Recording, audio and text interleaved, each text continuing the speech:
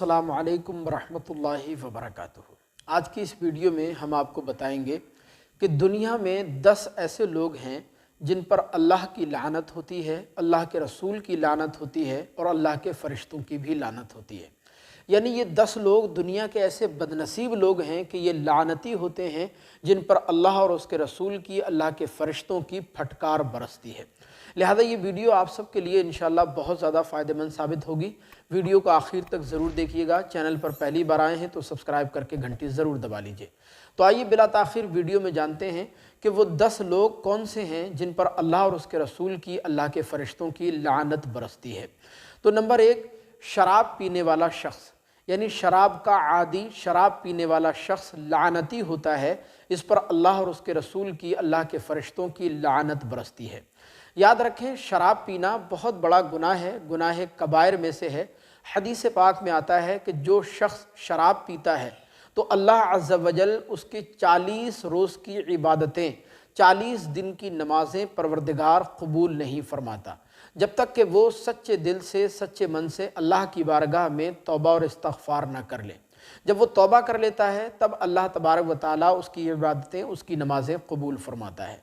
तो पहला, शराब पीने वाला शख्स लानती होता है। दूसरा, कौम लूत वाला अमल करने वाला शख्स भी लानती होता है।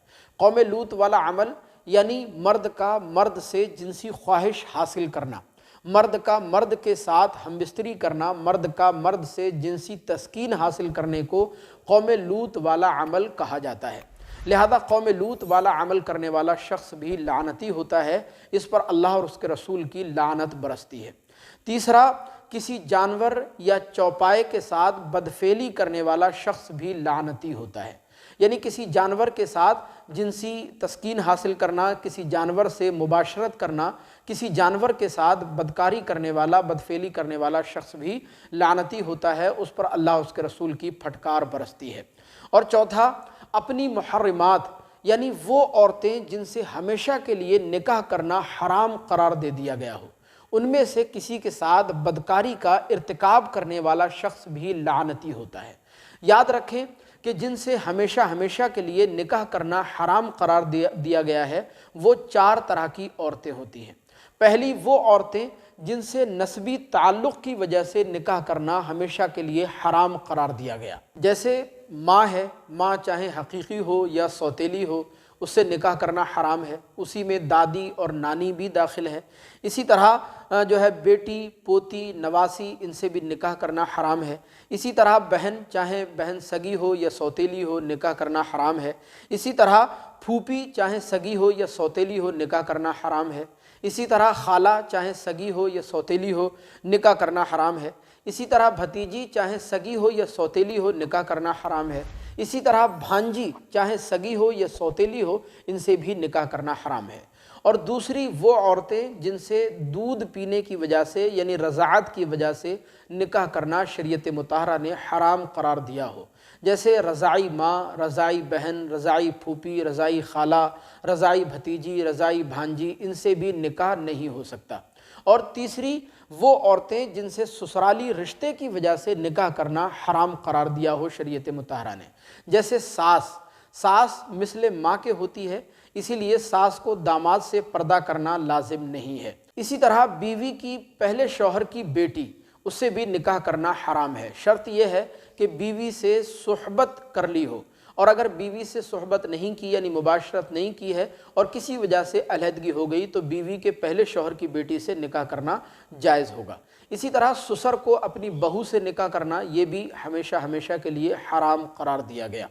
और चौथी, वो महरम औरतें कि जिनको एक साथ निकाह में रखना दुरुस्त नहीं है। तो ये 4 तरह की औरतें ऐसी हैं कि इनसे निकाह करना शरीयत मुताहरा ने हमेशा हमेशा के लिए हराम करार दिया है। लिहाजा वो महरम औरतें कि जिनसे निकाह करना हराम करार दिया हो, उनमें से किसी के साथ बदकारी और बदफेली का इर्तिकाब करने वाला, ज़िना का इर्तिकाब करने वाला शख्स भी अल्लाह और उसके रसूल की नज़र में लानती होता है। इस पर अल्लाह और उसके रसूल की, अल्लाह के फ़रिश्तों की लानत बरसती है। पाँचवां, माँ बाप को गाली देने वाला शख्स भी अल्लाह और उसके रसूल की नज़र में लानती होता है। याद रखें, माँ बाप को गाली देना, माँ बाप को सताना, माँ बाप की दिल आज़ारी करना, یا ماں باپ پر غصہ کرنا یا ان کو جھڑکنا، یہ تو بہت بڑے جرائم ہیں۔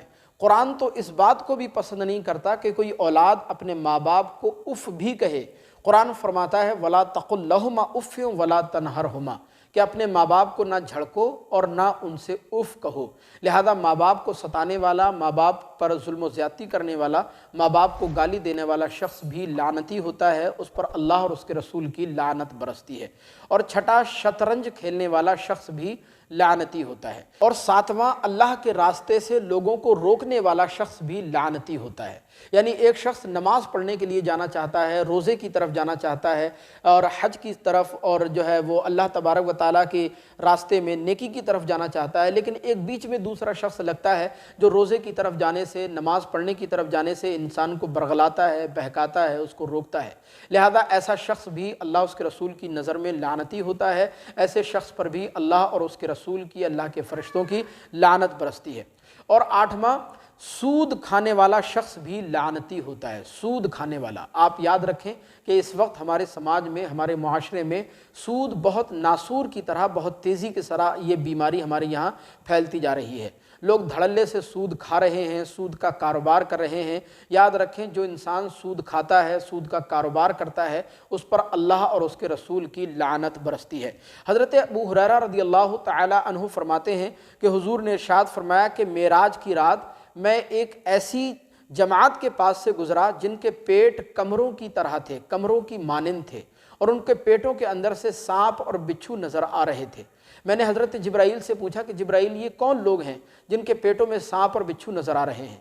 تو حضرت جبرائیل نے بتایا کہ یا رسول اللہ، یہ آپ کی امت کے وہ لوگ ہیں جو دنیا میں سود کھاتے تھے، سود کا کاروبار کیا کرتے تھے اور دھڑلے سے سود کھاتے تھے۔ سود کھانے میں ان کو کوئی ہچکچاہٹ، کوئی شرم، کوئی خوف خدا نہیں تھا۔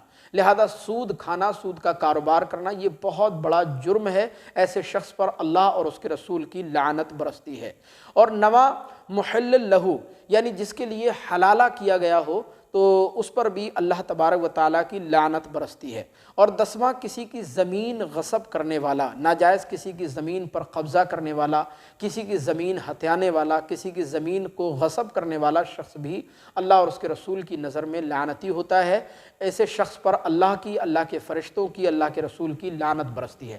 لہذا یہ 10 لوگ ایسے ہیں دنیا میں جو نہایت ہی بدنصیب ہوتے ہیں، لعنتی ہوتے ہیں، ان پر اللہ اور اس کے رسول کی لعنت برستی ہے، اور یہ دنیا آخرت میں ذلیل و رسوا ہو جاتے ہیں۔ نہ دنیا میں ان کو کوئی بھلائی نصیب ہوتی ہے اور نہ مرنے کے بعد آخرت میں ان کو کوئی بھلائی نصیب ہوگی۔ لہذا ہمیں امید ہے کہ اس ویڈیو سے آپ کو کافی کچھ سیکھنے کو ملا ہوگا۔ مزید اسی طرح کی ویڈیوز دیکھنے کے لیے چینل کو سبسکرائب کر کے ضرور رکھیے گا تاکہ آنے والی اسی طرح کی ویڈیوز کا نوٹیفیکیشن آپ تک پہنچتا رہے۔ السلام علیکم ورحمۃ اللہ۔